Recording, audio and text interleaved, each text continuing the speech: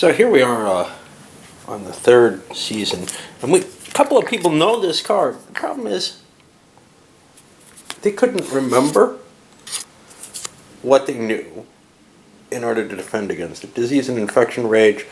Every island must sacrifice a spice during the event phase or be unable to complete a great wonder that season.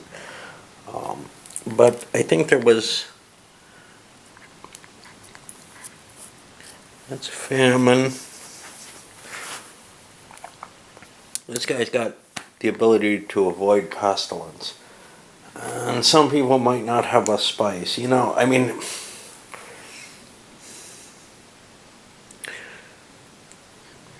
Anyway, everybody's going to face this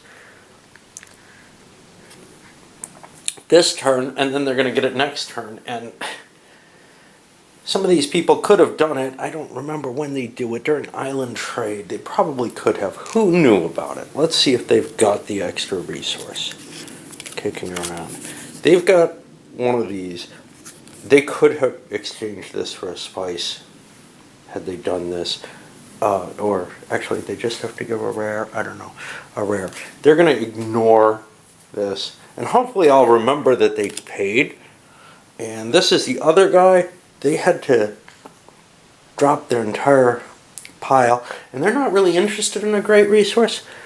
But these, I don't know, whoever else did it, I think needs to keep building theirs. I don't remember this guy, I guess. He needs to... Oh no, he's got his too. No, he's not going to pay. Alright. So the effect isn't that bad. But it could be devastating to somebody who's working on their last resource because... And I think we're going to have a number of people who are affected that way. Naxos is our dude. The only thing that affects is the pestilence. So let's go through and see what we've got. Each season, every island must sacrifice a spices during the event phase. Well, they've already decided they don't need to. These guys need to. They're low on the production. They don't have one. They're not going to continue. They didn't know about it, so that's fine. These guys don't care. Don't care. Don't care. These guys, I believe, are the immune. I don't remember. No, it's these guys who are immune. So these guys have to find a spice. And damned if I know if they have one. They do not. So they are not going to be able to complete their construction. And they will probably want to pay this during the island trade phase to be knocked immune from it. And anybody else who's in this position where they can't produce spices easily will probably want to. Now we can remember the couple people who took that have this one, which is going to be a painful event as well. And they've got to try to remember that so that I don't end up trying to fix this at the end. You know, when the event actually takes place. But that's something that's very common with these games where there's tons and tons of stuff going on. Even in war games, I'm often having to go back and fix things. So it's one of the problems with solo. And it's something maybe I get used to and don't really like to see happen, because when I settle down and play a game with people, I'm often making the same kind of dumb mistakes just because I'm not used to playing and getting everything done right at the beginning. And that can be very frustrating. Alright, let's see. I guess we're going to go to production and trade and see what we get. This harbor status was revealed as a blockade to one player who wanted to go there.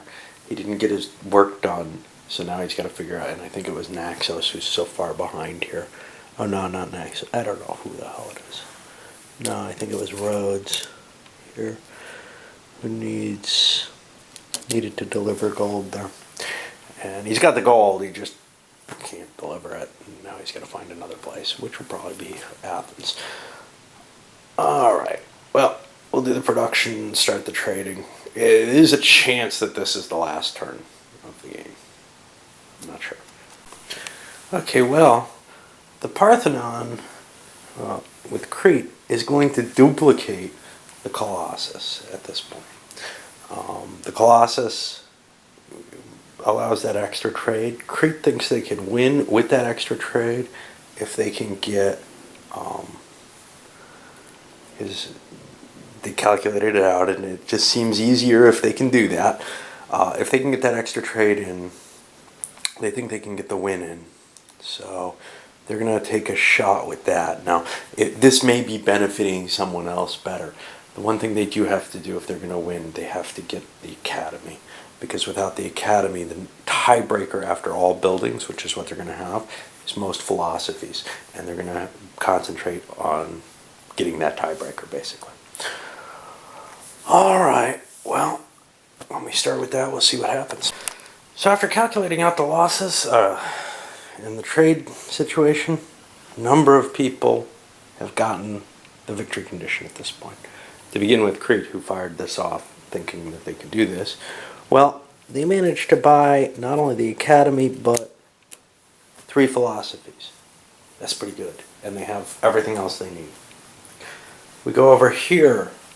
Someone else, I thought they could get to 4. They couldn't. The costs were just too high for their buildings.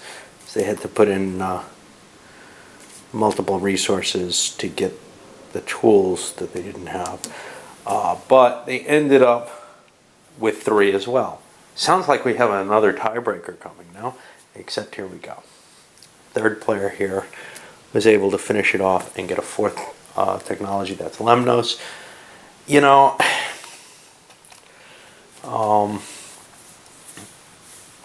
it's hard to tell what was done differently. You know, we had a number of different strategies taking place, etc. But it's really hard to say, I learned something big here from this. Other than about the game itself. I think that there's a lot of,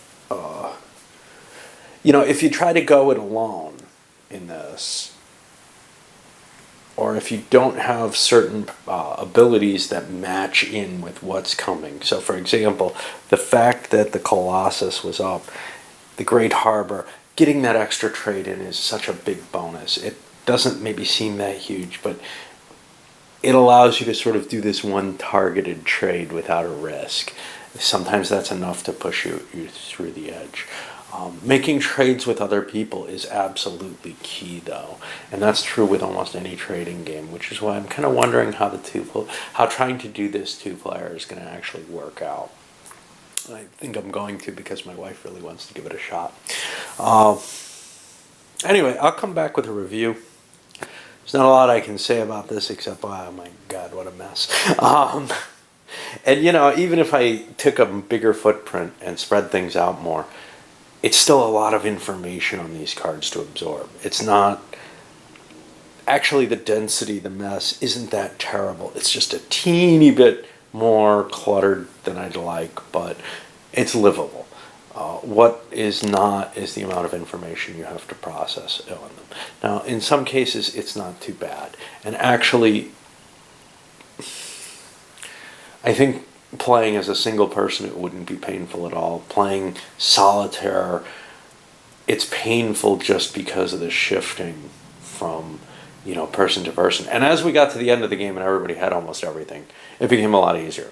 It just became, hey, let me check to see who doesn't have this. It's not like, so I had similar issues with, Struggle of Empires over here.